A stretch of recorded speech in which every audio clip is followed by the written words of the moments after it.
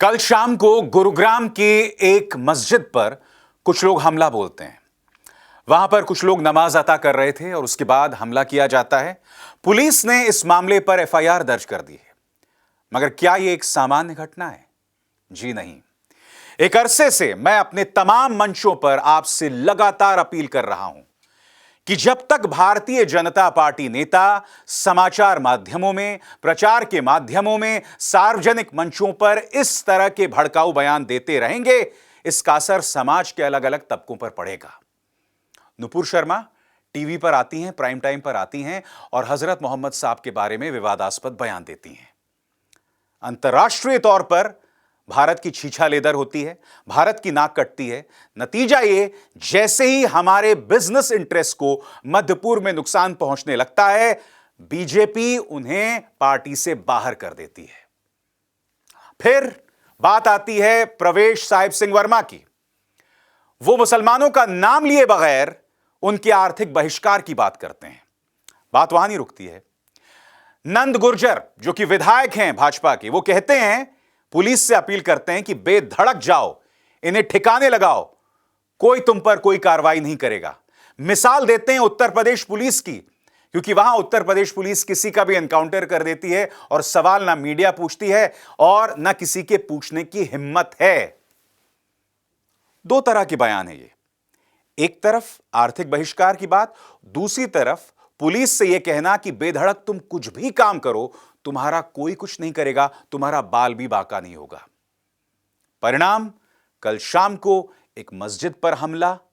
लोग मस्जिद के अंदर बैठकर नमाज अता कर रहे थे, पूजा प्रार्थना कर रहे थे और वहां पर यह काम किया गया। आपको क्या लगता है, जिन लोगों ने हमला किया उनके जहन में क्या चल रहा होगा? जाहिर सी बात है, समाचार माध्यमों, न्यूज चैनल्स पर जो नफरती एजेंडा पिछले 5-6 सालों से चलाया जा रहा था, वो नफरत उनके जहन में होगी। उस नफरत में वो डूबे हुए हैं और साथ ही उनके मन में यह बात भी होगी कि हम जो भी कर लें, हमारा कोई कुछ नहीं बिगाड़ेगा। क्योंकि यह वो भीड़ है जिसकी नुमाइंदगी भाजपा और उससे जुड़ी संस्थाओं के जो नेता हैं अक्सर करते हैं। उन्हें कभी आप बुराड़ी में देखते हैं, कभी जंतर मंतर में देखते हैं और यह वही बात बार बार दोहरा रहे हैं। अब मैं आपको एक और चीज बताना चाहता हूं। भाजपा के एक विधायक हैं विक्रम सैनी, आप जानते हैं उन्होंने क्या कहा? उन्होंने यह अपील की है कि करवा चौथ के दौरान हिंदू महिलाएं मुस्लिम महिलाओं के हाथ मेहंदी ना लगवाएं। इस बयान को आप जोड़ सकते हैं प्रवेश साहिब सिंह वर्मा के बयान से।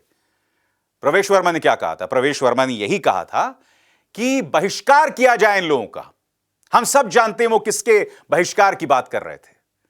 और फिर वही बात विक्रम सैनी कह रहे हैं, जो कि एक लॉ मेकर हैं, एक विधायक हैं, लोगों के नुमाइंदे हैं। और आपको संविधान की शपथ लेनी पड़ती है कि आप बगैर पक्षपात के जनता के नुमाइंदे बनेंगे, उनकी उम्मीदों को आगे करेंगे। ये खुलेआम इस तरह की बातें कर रहे हैं। मैं आपसे समझना चाहता हूं, इससे कौन खतरे में है? बताइए। जो लोग इस तरह की बातें कर रहे हैं धर्म के बारे में, क्या आपको लगता है कि इससे हिंदू धर्म की अस्मिता, उसकी इज्जत लगातार बढ़ रही है? क्या आप हिंदू धर्म के मायनों को समझते हैं? क्या आप जानते हैं कि हिंदू धर्म का जो बुनियादी सिद्धांत है वो है वसुदैव कुटुंबकम, यानी पूरी दुनिया मेरा परिवार है। सर्वधर्म संभाव, तमाम धर्मों के प्रति समान विचार और उन्हें इज्जत देना। इन तमाम चीजों ने हिंदू धर्म को पूरी दुनिया में एक बड़ी ताकत के तौर पर पेश किया। और आज ये लोग क्या कर रहे हैं? ये लोग हिंदू धर्म को लगातार सकरा बना रहे हैं। ये नहीं चाहते हैं कि हिंदू धर्म से कई कड़ियां बाकी लोगों से भी जुड़ें और बाकी धर्म के लोग भी हमारे उत्सवों में हमारे साथ शामिल हों, चाहे बेशक आर्थिक तौर पर हो। यही वजह है कि गरबा जिहाद जैसे जो हैं कार्यक्रम वो न्यूज चैनल्स में चलाए जाते हैं। मगर ये तमाम कार्यक्रम चल तो रहे हैं, उसका मकसद साफ है, हिंदू धर्म की सोच को सकरा करना, हिंदुओं को लगातार भड़काना, उन्हें डराए रखना और उसके जरिए राजनीति साधना। गुरुग्राम में जो हुआ वो बहुत चिंतित करने वाली बात है, एक सामान्य खबर नहीं है। एक बहुत ही चिंतित करने वाली बात है। और सबसे दुख की बात यह है कि प्रधानमंत्री नरेंद्र मोदी अब भी खामोश हैं। उनके जो सांसद हैं प्रवेश वर्मा, उनसे पुलिस ने अब तक पूछताछ भी नहीं की है। मैं आपसे पूछना चाहता हूं, कम से कम पुलिस को पूछताछ तो करनी चाहिए। आम आदमी पार्टी के विधायक राजेंद्र पाल गौतम मंत्री हुआ करते थे, उन्होंने अपने पद से इस्तीफा दे दिया। और इस्तीफा क्यों दिया? क्योंकि वो बाबा साहब अंबेडकर की शपथ को दोहरा रहे थे, जो 1956 से ली जा रही है, वो 22 शपथ। उसको लेकर पुलिस ने राजेंद्र पाल गौतम से पूछताछ की। मगर प्रवेश वर्मा, जो समाज के अंदर अराजकता फैलाने की कोशिश कर रहे हैं, उनसे ना पुलिस ने पूछताछ की, ना प्रधानमंत्री नरेंद्र मोदी ने उन्हें अपने दफ्तर बुलाया और पूछा कि भाई तुम कर क्या रहे हो। और आप जानते हैं कि इसकी चर्चा मध्य पूर्व में भी हो रही है, इसका असर होगा। मगर सबसे बड़ी बात, जब गुरुग्राम जैसी घटनाएं होती रहेंगी, जब प्रवेश वर्मा जैसे सांसद अपनी बातों को दोहराते रहेंगे, जब विक्रम सैनी, नंद गुर्जर जैसे विधायक इस तरह से भड़काऊ बयान देते रहेंगे, इसका नुकसान देश की छवि को है। और जो देश की छवि को नुकसान पहुंचाता है, सही मायने में यही राजद्रोह है, यही देशद्रोह है।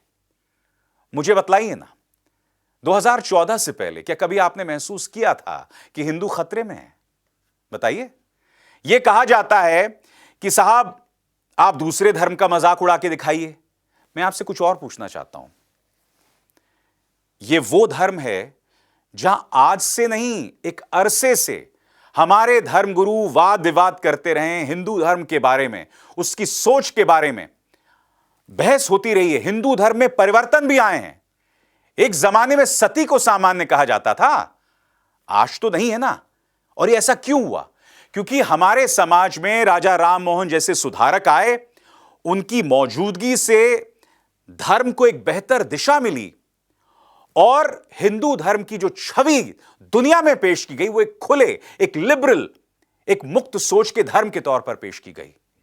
यही वजह है कि हमारा धर्म भारत के लिए, यानी हिंदू धर्म भारत के लिए एक हार्ड पावर माना गया, एक ताकत माना गया। आप क्या चाहते हैं कि हिंदू धर्म मध्य पूर्व में जिस तरह से सोच है, क्या उस तरह से हो जाए?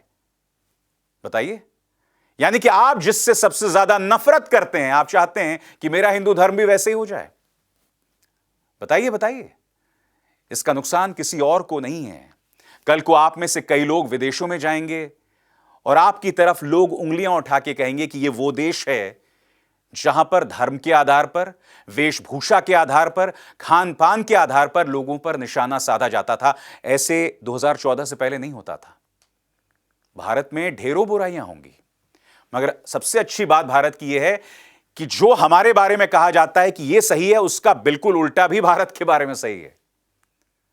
हम भारत को खत्म क्यों करना चाहते हैं? इसलिए मेरी आप सबसे अपील कि गुरुग्राम जैसी घटनाओं को, जिसमें एक मस्जिद में घुस के हमला किया गया, इसकी हम सबको तहे दिल से आलोचना करनी चाहिए। क्योंकि यह भारत नहीं है, यह मेरा भारत नहीं है, यह आपका भारत भी नहीं है। दिल को टटोलिएगा, टटोलिएगा कि आप क्या बनते जा रहे हैं, आप क्या तब्दील कर रहे हैं अपने आप को, और अपने जरिए अपने बच्चों को, और उसके जरिए आने वाली पीढ़ियां बर्बाद हो रही हैं, और देश को आप किस राह पर ले जा रहे हैं। सोचिएगा। नमस्कार।